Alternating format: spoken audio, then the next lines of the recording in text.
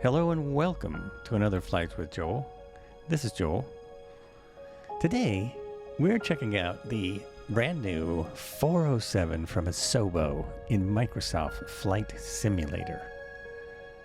This is a very exciting new helicopter. The Bell 407 is a four-blade, single-engine civil utility helicopter, a derivative of the Bell 206L4 Long Ranger. The 407 uses the four-blade, soft-in-plane design rotor with composite hub developed for the United States Army's OH-58D Kiowa Warrior instead of a two-blade, semi-rigid, teetering rotor of the 206L4. We're going to get in here. We're going to follow a real-world checklist and see how well it works. We're going to start it up. We're going to fly it around this airport just a little bit. ENBR Bergen Airport, which is another add-on from FlightSim.2, link in description. We're using a modified flight file for the 407, also available from FlightSim.2. Then we're going to check out a little bit of the Aerosoft North Sea scenery and land on a couple of oil rigs. Here we are inside, looking very familiar. It's got a cyclic, it's got pedals, it's got a collective, it has nice, comfy looking leather seats, and it's looking very much like the Nemeth Designs 407 from the FSX P3D days.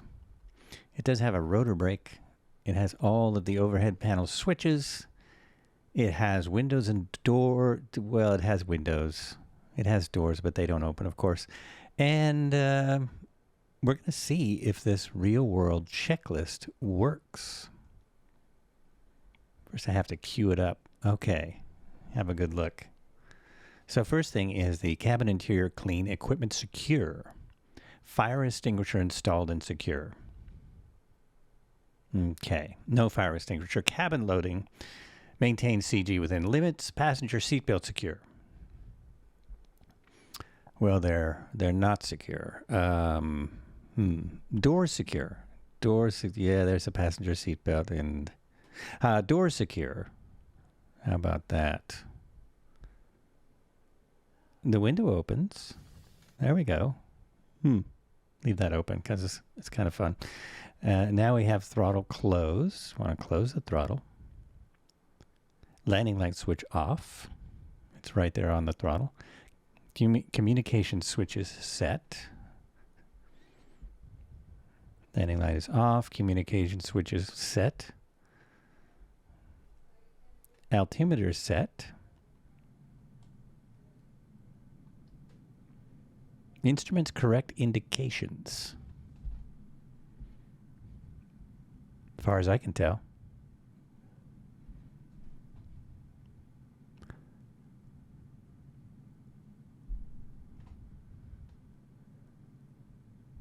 Overhead switch is set. Battery switch off. Gen switch off. Particle separator switch off if installed. Anti-collision light switch on. Hydraulic switch on. Cabin light passenger switch off. Position light switch as desired. I usually turn on after I start. There's pitot heater off.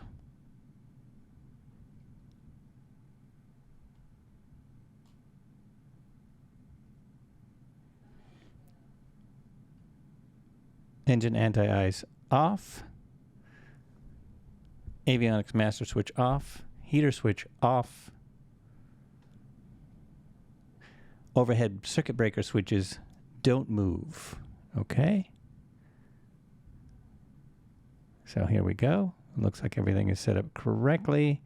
Air conditioning doesn't need to be on. Rotor brake handle, if installed, up and latched. There it is. It's up and latched. GPU connected if used. It is not. Battery switch on for battery start.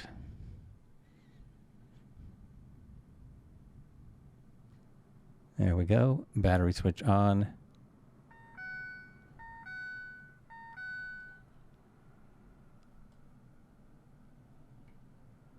Horn mute button muted. Caution lights.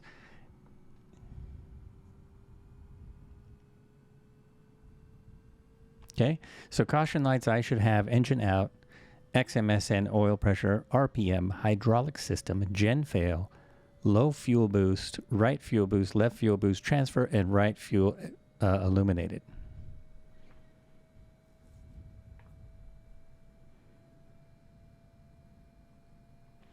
Pedal stop, PT switch, annunciator, pedals centered. I'm not sure about that one. Press and verify pedal stop caution. Now that stuff is just not there. I mean, there's a pedal stop switch, but I don't know what it does. Just not sure about that one. The blade is spinning because it does. It just spins. I don't know what's going on there.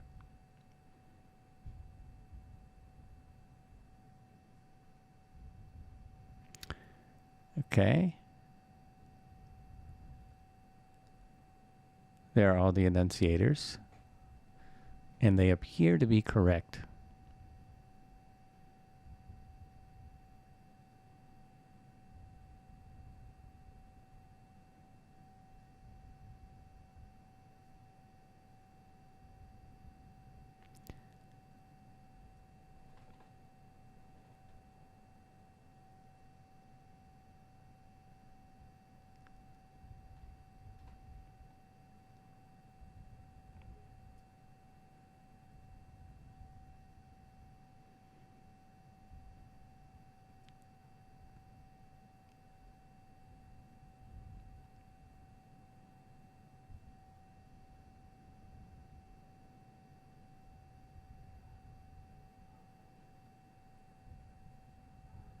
Okay, flight controls, free and correct. So make sure that they're not running into anything. Now what am I looking at? Okay, I'm doing the voice after I did this, and I'm lost. I've lost myself a little bit. There's the pedal stop. That's what I'm looking for. I'm not sure what this switch does. So I'm all the way back there. I'm not sure what that switch does. Oh boy. Okay. Here we go. So the annunciators seem to be correct, though. It's kind of surprising. They're very good.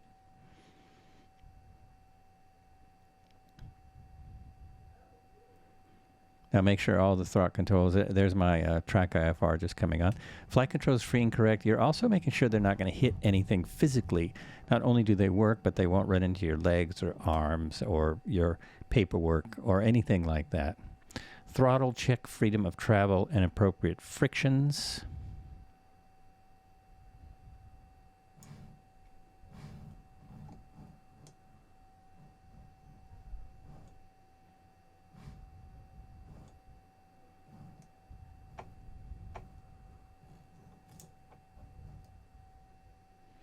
There we go. Instrument light as desired.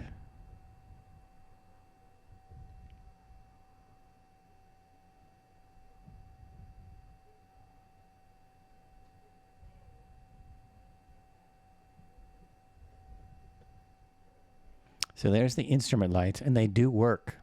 They do work. And then caution light as desired. So the caution lights must have a dimmer switch, but I'm not finding that here. Not finding that here. They do all work if you find the right switch. Let's see. Where's the right switch? Fuel boost transfer circuit breaker switches left on, right on, and verify all boost transfer caution lights extinguished. Okay, here's where I messed up. There we go. So these are all on. I realized later that I messed that part up. Fuel pressure check. Well, I didn't turn those on, so that's not going to work. Caution light test. Instrument check button press. LCD test button press to test if desired. So here's what's supposed to be happening. Caution light test, press to test. Instrument check button, press and check. LCD test button, check. FEDEC horn test button, press and test. FEDEC mode switch auto. Fuel valve switch on, guard closed. There we go. Fuel quantity check total, forward tank quantity. I don't see how to check the forward tank here, is the thing. LCD volts display, check outside temperature, and select volts. Now we're to engine start. So I'm looking for the volts, and checking all these instruments.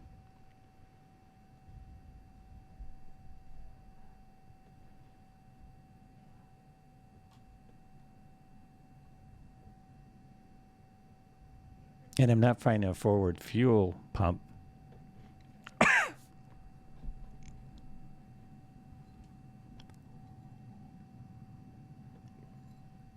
Collected full down.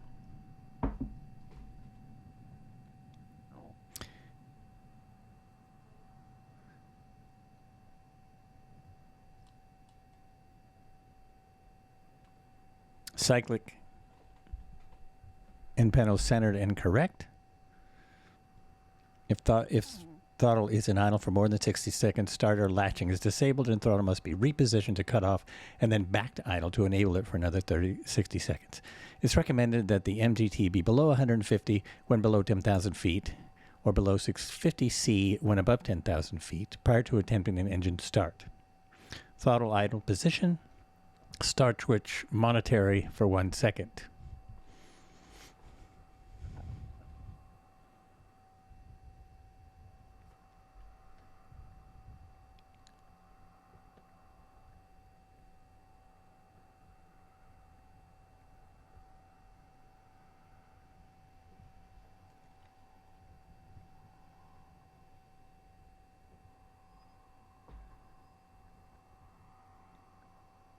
What am I doing? I'm confused. Why is it not starting? What's going on? What's next?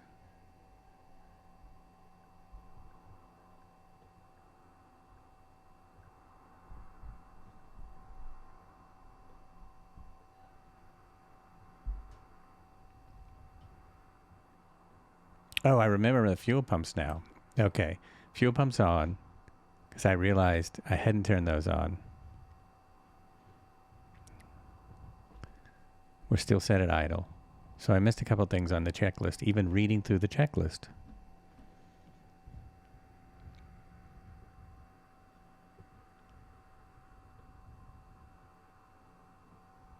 Engine starter, hit it for 1 second because we have a FedEx system. Now, it's basically going to start yourself, and we're going to monitor it.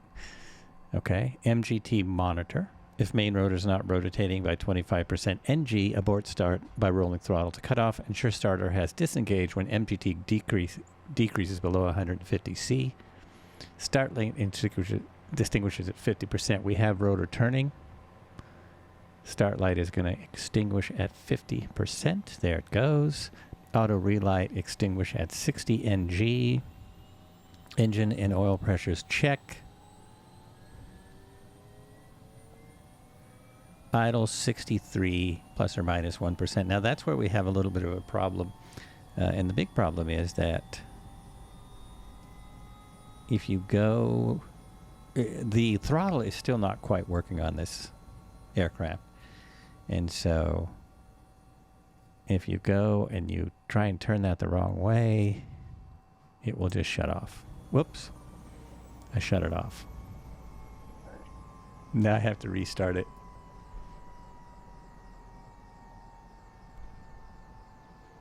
Okay, we skipped ahead a little bit. So I skipped a little waiting for the rotor to go down. Now we're going to restart again. Everything comes back up. Lights will come out. Make sure rotor's turning. There we go. Idle is 63%. Let's see if we can do that. Let's see if we can set that. Does take a minute to come up. Checking the instruments. And move this. Try and move this to 63%. The throttle doesn't work. On the Cabri, the throttle works perfect or close to it. On this one, it's not there yet. And I don't know why they didn't build in throttle assignments for the helicopters. It's really bizarre. So throttle is coming up. We'll see what it does. We want that to stop at about 60 to 63.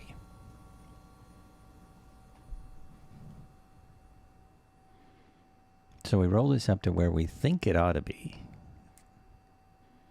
and see what happens.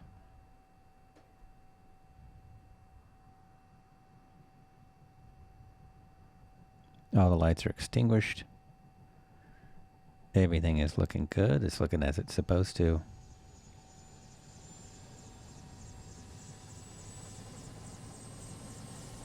Now it's going past where we want it to. So we try and back it off a little, but it won't. It just won't do it. It's going to stay where it is. It's going to stay where it is. Yeah, that's what it's going to do.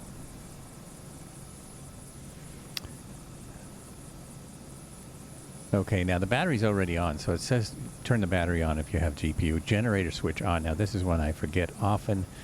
Voltimeter should be 28.5 plus or minus 5 volts.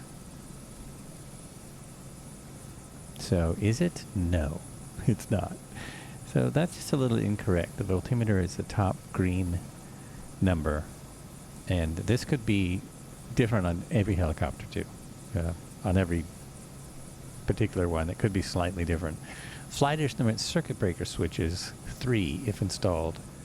GGU attitude and turn on. Okay, at this point I realize that I've missed a couple things that aren't on the checklist. So I'm going to just go turn my lights on. Auto trim should be on. Force trim on. Position light on. Defog pitot heat on. Don't need that, don't need that.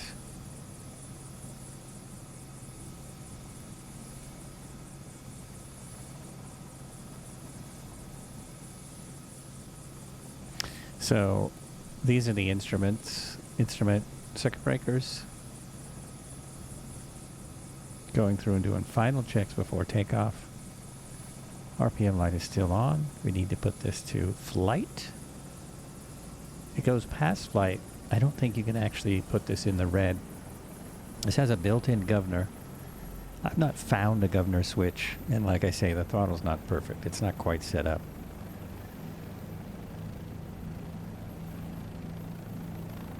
And now, watch this here. The window works. Look at that. Isn't that great how the sound changes? All right, we are just about ready to go.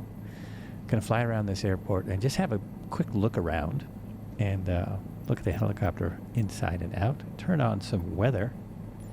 Yeah, that's going to change everything. There is no wind indicators in this helicopter, so I have to look over at my little nav map. And I have just a little bit of wind coming from my tail. So it's not a lot. It's about 6 knots. But I will go ahead and do a hover turn and get into the wind and just back out of the helipad a little bit and get set up correctly.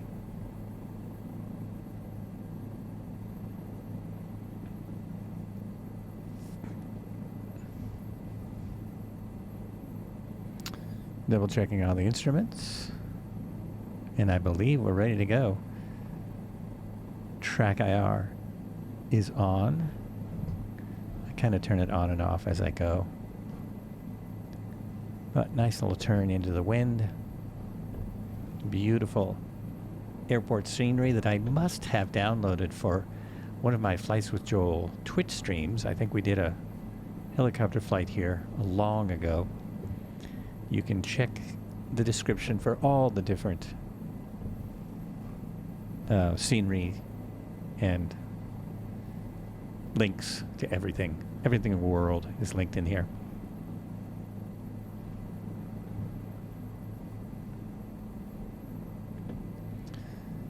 That is one of the aircraft in my hangar. That's why it is showing up. I have all of the AI aircraft turned off for the moment, because the AI aircraft, as I do this video, it's not working right now. The AI aircraft isn't working quite right. So I just wanted to look around at the airport real quick. I'm going way too fast for a taxi, hover taxi, by the way. This is not good helicopter flying. Just don't pay attention. Oh, wait a minute. One very important thing here. Very important thing. Let's just put it back on the ground for a moment. Both of the helicopters in this sim, both of them do much better if you set the trim on your controls. So there are two different trim settings that you can set on your controls. You'll want to make a separate profile for the helicopters.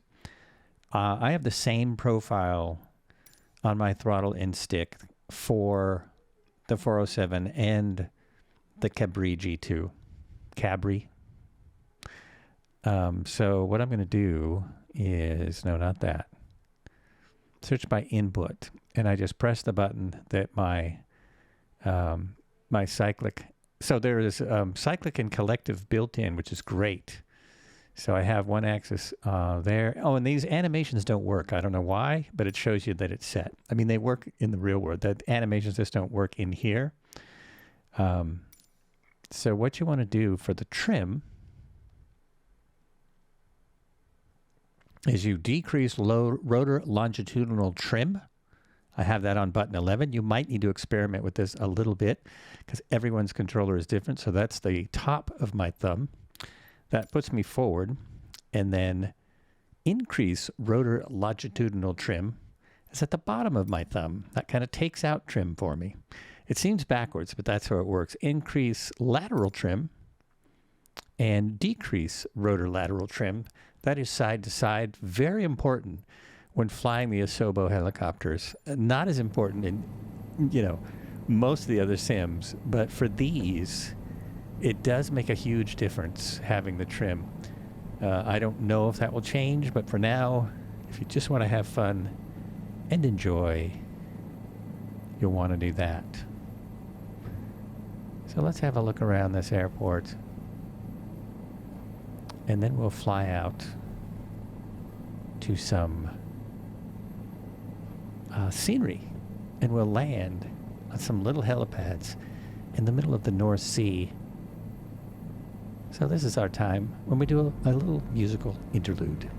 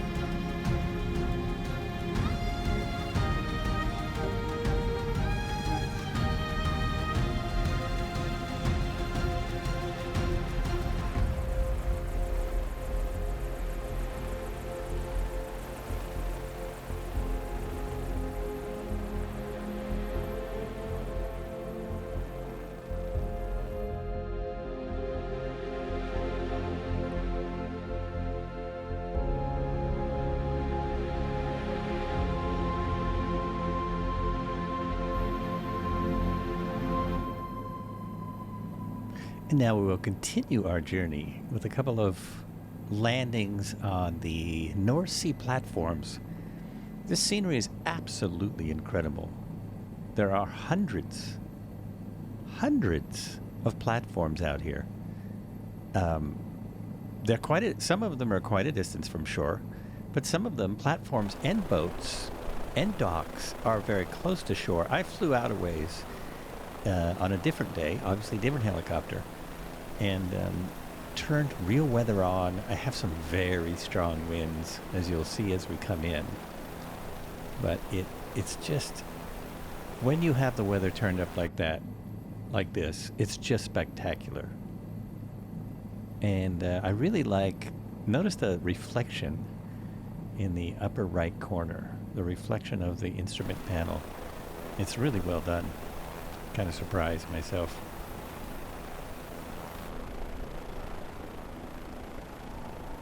The ocean just looks amazing. The Bell 407 was originally manufactured at 29 June 1995, first flight. Introduction 1996. Its status is in service 1995 to present. Developed from the Bell 206L Long Ranger. The variants are the Bell ARH-70 Arapaho. It was developed into the Bell 427 Northrop Grumman MQ-8C Fire Scout. A couple of different variants. So this is just, if you if you like helicopters, this is one of the funnest things you can do in the sim. It really is. Not all the platforms have this kind of detail, but this one certainly does.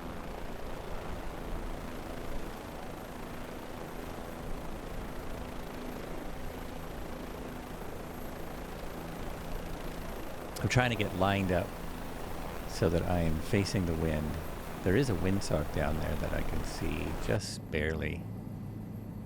Where's that windsock?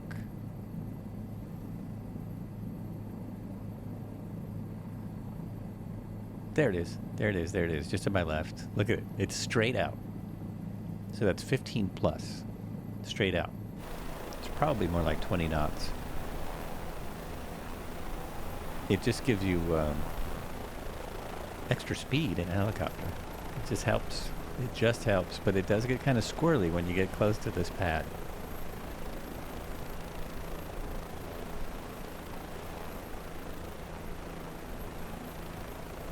Easy does it.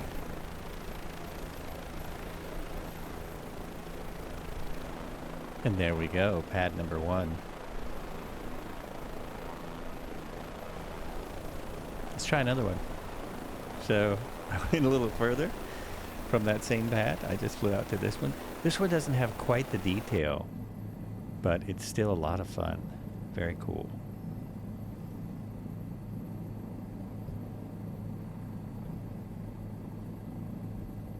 And many of these will have ships parked around them. Ships and different boats, oil tankers, all kinds of stuff. This is pretty much the same idea. I just wanted to throw another one in there. See, it has a crane movement as you come in. They never cover the pad. You're okay.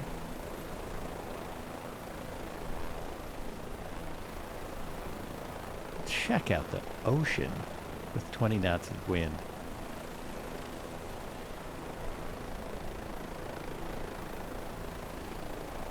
I'm getting tossed.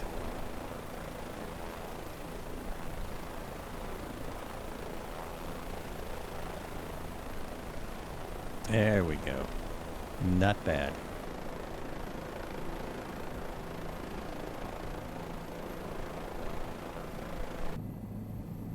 And next, we shut it down.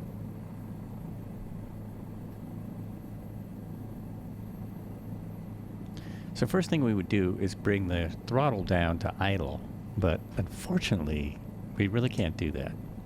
If you look at the rotors, it doesn't really come to idle. At this point, it should split. The rotor and engine RPM should split. So that's something that still needs work. We have to turn it all the way off. And then it's coming down. Mute the mute horn. And start to watch it come down. Panel light's coming on. We can start turning things off. We don't need the fuel pumps anymore. All those can kind of stay where they are. Don't need the heater. The cabin lights don't matter. Position light not needed. Pitot heat not needed. Part separator not needed. Particle separator. We leave the anti-collision light on. Strobe light off. Generator and battery we just leave on for the moment. And then we hang. Because the shutdown takes a while. And that would take longer if it worked correctly, because we would leave it at idle for about a minute in order to save on the transmission. But here, I think it takes a little bit long. I'm not sure. The spool down process takes a minute. It sounds good, though. I like the sound. I like the whole process. Landing lights off. Keep checking all the things we can cut.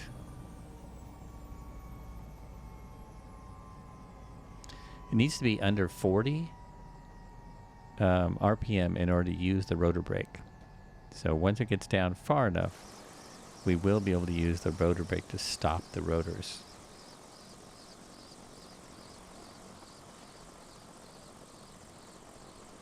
As you can see, the weather is off.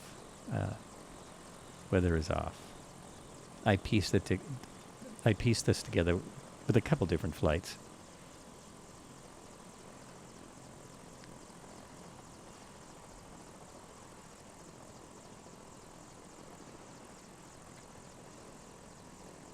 It'll get there. It'll get there. Back in, are we under 440 yet? Not yet. But let's try it anyway. Let's see what happens. Let's see. If I just start pulling on this, will I stop the rotors? It seems to be slowing down. Oh yeah, they're slowing down. It's working. So the rotor brake does work, and this is something that the mod creator, I think he worked pretty hard on it. It's not perfect, but it works. Look, they're stopped. So they will start to spin again just because they do. Turn off the rest of the switches now. Everything that was on can be shut down. Position light, generator goes to the middle. The hydraulics I leave on. I guess that's a matter of preference. In probably certain shops would have you turn it off. I usually leave it on. And that's it. I believe we're shut down.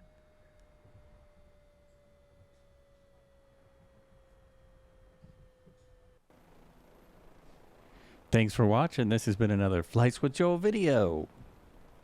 Hope you enjoyed it as much as I enjoy making them. Give us a follow, give us a like, maybe drop a comment.